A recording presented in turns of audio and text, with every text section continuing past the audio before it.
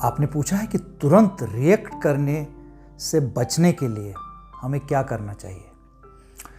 जब भी हम तुरंत रिएक्ट करते हैं, मतलब किसी ने कुछ कहा या कुछ हुआ, तो हम एकदम से कुछ ना कुछ बोल देते हैं या कोई ना कोई एक्शन ले लेते हैं।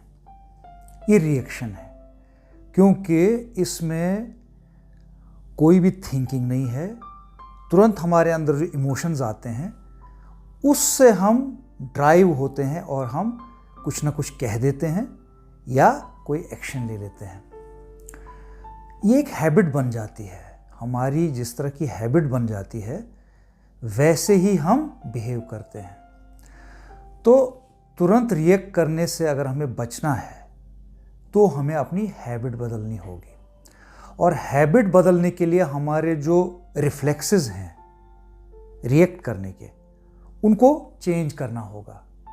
मतलब अगर हम बहुत जल्दी रिएक्ट करते हैं, ये हमारा रिफ्लेक्स है, तो हमें थोड़े देर बाद, कुछ टाइम के बाद रेस्पॉन्ड करने की प्रैक्टिस बनाकर उसको अपना हैबिट बनाना चाहिए।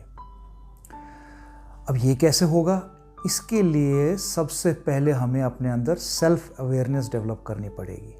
मतलब हमें ये देखना पड़ेगा कि हमारे अंदर किस तरह के इमोशंस हैं जब भी हम रिएक्ट करते हैं।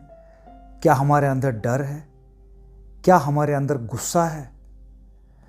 और अगर हम इन इमोशंस के इन्फ्लुएंस में कुछ कहते हैं या कुछ करते हैं, तो इस तरह का एक्शन या ऐसा बिहेवियर अक्सर गलत हो सकता है, जिससे हमारे दूसरों से डिफरेंसेस हो सकते हैं, हमारे डिसीजंस गलत हो सकते हैं और हमारी दूसरों से कन्फ्रंटेशंस भी हो सकती हैं।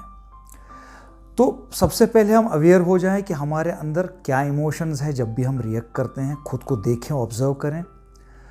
उसके बाद हमको ये भी नोट करना पड़ेगा कि ऐसा कौन सा इवेंट है या ऐसा क्या ट्रिगर है जो हमारे अंदर ऐसे इमोशंस पैदा करता है, और उनके इन्फ्लुएंस में तब हम कुछ बोलते हैं या कोई एक्शन लेते हैं।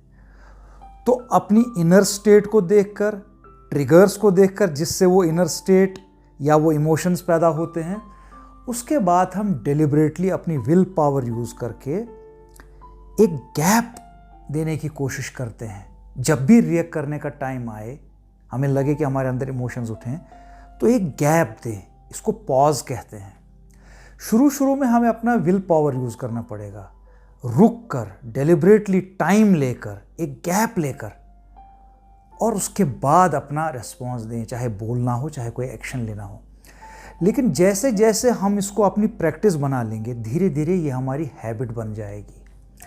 तो जब ये हमारी हैबिट बन जाएगी, उसके बाद हमारा जो रिएक्शन टाइम है वो बढ़ जाएगा।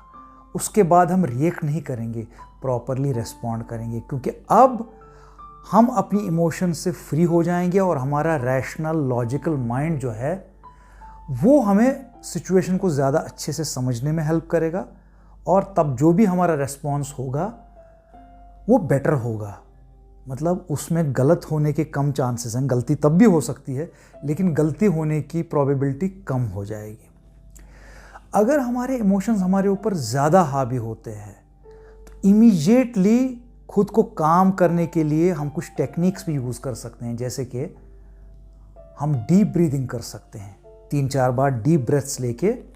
इससे क्या होता है, हमारे अंदर जो कॉर्टिजोल हार्मोन होता है, जो स्ट्रेस के टाइम प्रोड्यूस होता है, उसकी लेवल कम होने लगती है और हमारे अंदर एक कामनेस आने लगती है।